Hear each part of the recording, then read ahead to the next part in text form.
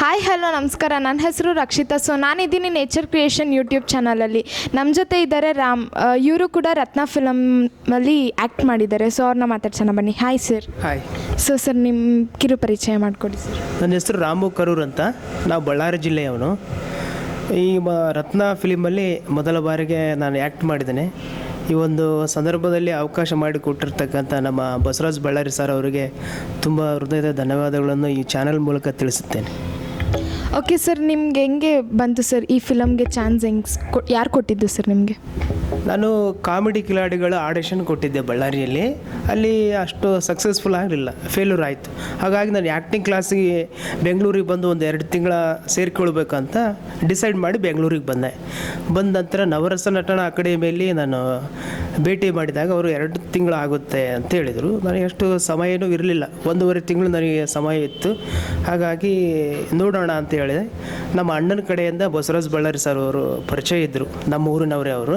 ಹಾಗಾಗಿ ಸಾರಿಗೆ ಕಾಲ್ ಮಾಡಿದೆ, ಈ ಥರ ನನ್ನದೇ ಒಂದು ಫಿಲಿಮ್ ಮಾಡ್ತಾಯಿದ್ದೀನಿ ಬಾರಾಮು, ನಾನೇ ಆ್ಯಕ್ಟಿಂಗ್ ಹೇಳ್ಕೊಡ್ತೀನಿ, ನಿನಗೆ ಚಾನ್ಸು ಕೂಡ ಕೊಡ್ತೀನಿ ಅಂತೇಳಿ ಈ ರೀತಿ ನನಗೆ ಅವಕಾಶವನ್ನು ಕೊಟ್ಟರು ಅವರು.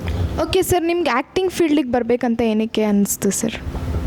ಚಿಕ್ಕ ವಯಸ್ಸಿನಿಂದ ಹಿಡಿದು ಫಿಲಿಮ್ ಅಂದರೆ ಭಾಳ ಇಷ್ಟ ನನಗೆ. ಡಾಕ್ಟರ್ ರಾಜ್ಕುಮಾರ್ ಫ್ಯಾಮಿಲಿ ಅವರು ಎಲ್ಲರೂ ಭಾಳ ಇಷ್ಟ. ನಾನು ಕೂಡ ಒಂದು ದಿನ ಬೆಳ್ಳಿ ಪರದೆ ಮೇಲೆ ಬರಬೇಕು ಅಂತ ಅಂದ್ಕೊಂಡಿದ್ದೆ. ಅದ್ರ ಫಸ್ಟು ಟಿ ವಿ ಶೋಗಳಲ್ಲಿ ಕಾಣಿಸ್ಕೊಳ್ಬೇಕು, ಕಾಮಿಡಿ ಕಿಲಾಡಿಗೆ ನಾನು ಆಡಿಷನ್ ಕೊಟ್ಟು ಸೆಲೆಕ್ಷನ್ ಆಗಬೇಕು ಅಂತ ಭಾಳ ಆಸೆ ಇತ್ತು. ಹಾಗಾಗಿ ಅದಕ್ಕೆ ಸೆಲೆಕ್ಷನ್ ಆಗಲಿಲ್ಲ. ಈ ದೊಡ್ಡ ಪರದೆಯಲ್ಲೇ ಕಾಣಿಸಿಕೊಂಡಿದ್ದೇನೆ. ಭಾಳ ಖುಷಿ ಆಗ್ತಾಯಿದೆ ನನಗೆ. ಸೊ ಓಕೆ ಸರ್, ನಿಮಗೆ ಈ ಮೂವಿ ಥೀಮ್ ಬಗ್ಗೆ ಏನಂತ ಅನ್ನಿಸ್ತು ಸರ್? ಈ ಮೂವಿ ಥೀಮ್ ಬಂದುಬಿಟ್ಟು ಅಪ್ಪು ಸಾರ್ ಅವರು ಏನೇನು ಕೆಲಸ ಕಾರ್ಯಗಳನ್ನು ಮಾಡಿದ್ದಾರೆ, ಮಾತಿನಲ್ಲಿ ಹೇಳುವುದಲ್ಲ, ಕೃತಿಯ ಮೂಲಕ ತೋರಿಸಿ ಅಂತಕ್ಕಂಥದ್ದು ಈ ಒಂದು ಚಿತ್ರದ ಒಂದು ಸಂದೇಶ ಕೊಡ್ತಕ್ಕಂಥದ್ದು. ಈ ಥರ ರಾಮು ನಾವು ಒಂದು ಮೂವಿ ಮಾಡೋಣ ಚೆನ್ನಾಗಿದೆ ಅಂತ ಸರ್ ನನಗೆ ಹೇಳಿದರು. ಹೌದೇನು ಸರ್, ಈ ಥರ ಅಪ್ಪು ಸರ್ ಬಗ್ಗೆ ಅಂತ ಹೇಳಿದಾಗ ನಾನು ಯೋಚನೆ ಮಾಡಿ ಭಾಳ ಚೆನ್ನಾಗಿದೆ, ಅವ್ರ ಥೀಮ್ ಹೇಳಿದ್ರು ಈ ಥರ ಇದೆ ಅಂತ, ಚೆನ್ನಾಗಿದೆ ಸರ್ ಮಾಡೋಣ ಅಂತಂದು ನಾವು ಸರ್ ಇಬ್ಬರೇ ಡಿಸೈಡ್ ಮಾಡಿದ್ವಿ. ಮೂವಿ ಮಾಡುವಾಗ ಇಬ್ಬರೇ ಇದ್ವಿ. ನಂತರದಲ್ಲಿ ಚಿಕ್ಕದಾಗಿ ಮಾಡೋಣ ಅಂತ ಅಂದ್ಕೊಂಡಿದ್ವಿ. ದೊಡ್ಡ ಮಟ್ಟದಲ್ಲೇ ಈ ಒಂದು ಮೂವಿಯನ್ನು ಮಾಡೋಕೊಟ್ವಿ ನಾವು. ಓಕೆ ಸರ್, ನೀವು ಮುಂಚೆ ಬೇರೆ ಫಿಲಮ್ಸಲ್ಲಿ ಎಲ್ಲೂ ಮಾಡಿಲ್ಲ. ಸೊ ಇದೇ ಫಸ್ಟ್ ಫಿಲಮ್ ಅಲ್ವಾ ನಿಮ್ಮದು? ಹೌದು, ಇದೇ ಫಸ್ಟ್ ಫಿಲಿಮು.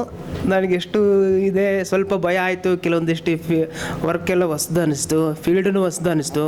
ಎಲ್ಲರೂ ನನ್ನ ಜೊತೆಗೆ, ನಮ್ಮ ರತ್ನ ಚಿತ್ರ ತಂಡದವರು ಎಲ್ಲ ಜೊತೆಗೆ ನಿಂತ್ಕೊಂಡ್ಬಿಟ್ಟು ನನಗೆ ಆ್ಯಕ್ಟಿಂಗ್ ಬರದೇ ಇದ್ದಾಗ ಅವರೆಲ್ಲ ಸಪೋರ್ಟ್ ಮಾಡಿಬಿಟ್ಟು ಈ ಥರ ಮಾಡಬಾರ್ದು, ಈ ಥರ ಮಾಡಬೇಕು ಅಂತ ಭಾಳ ಸಜೆಷನ್ ಕೊಟ್ಟು ಒಂದು ಹಂತಕ್ಕೆ ತಂದು ನನ್ನ ನಿಲ್ಲಿಸಿದ್ರು. ಅವರಿಗೂ ಕೂಡ ಯಾರ್ಯಾರು ನನಗೆ ಸಪೋರ್ಟ್ ಮಾಡಿದ್ದಾರೆ ಅವರಿಗೂ ಕೂಡ ಈ ಒಂದು ಚಿತ್ರ ತಂಡದಲ್ಲಿ ಅವರಿಗೂ ಕೂಡ ನಾನು ಧನ್ಯವಾದಗಳು. ಸೊ ಓಕೆ ಸರ್, ನೀವು ಈ ಮೂವಿಯಲ್ಲಿ ಅಸಿಸ್ಟೆಂಟ್ ಡೈರೆಕ್ಟರ್ ಆಗಿ ವರ್ಕ್ ಮಾಡಿದ್ದೀರಾ ಅಂತ ಗೊತ್ತಾಯಿತು.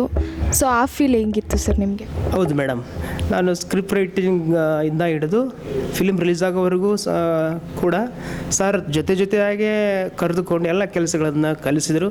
ಇದು ನನಗೆ ಹೊಸ ಅನುಭವ ಆಗಿರೋದ್ರಿಂದ ಎಲ್ಲವನ್ನು ಶಾಂತಿ ರೀತಿಯಿಂದ ನನಗೆ ಹೇಳ್ಕೊಡ್ತಾಯಿದ್ರು.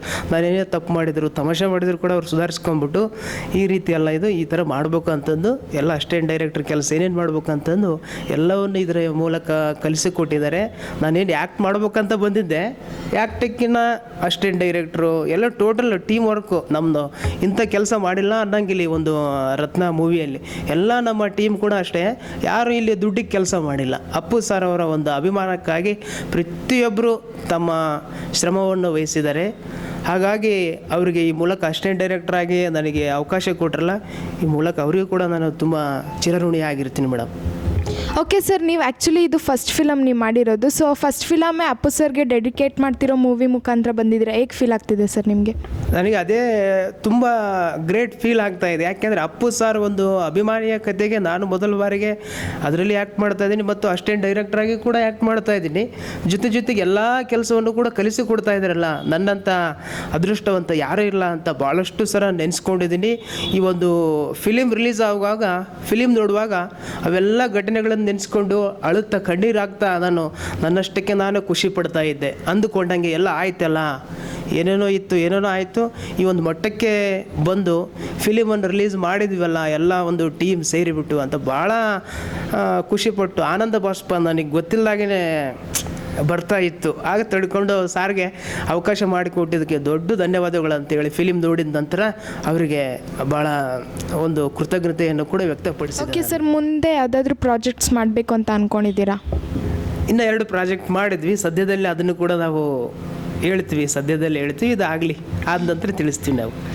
ಓಕೆ ಸರ್, ನೇಚರ್ ಕ್ರಿಯೇಷನ್ಸಿಗೆ ಬಂದಿದ್ದು ನಿಮ್ಗೆ ಹೆಂಗೆ ಫೀಲ್ ಆಯಿತು ಸರ್? ಚೆನ್ನಾಗಿದೆ. ಮೊದಲ ಬಾರಿಗೆ ನಾನು ಈ ಒಂದು ಇಂಟರ್ವ್ಯೂನ ಎದುರಿಸ್ತಾ ಇದ್ದೀನಿ. ನೀವು ಒಳ್ಳೆಯ ಪ್ರಶ್ನೆಗಳನ್ನೇ ಕೇಳಿದಿರಿ. ನನ್ನ ತಕ್ಕ ಮಟ್ಟಿಗೆ ನಾನು ಉತ್ತರನೂ ಕೂಡ ಕೊಟ್ಟಿದ್ದೀನಿ. ನಿಮಗೂ ಕೂಡ ತುಂಬ ಧನ್ಯವಾದಗಳು. Thank you.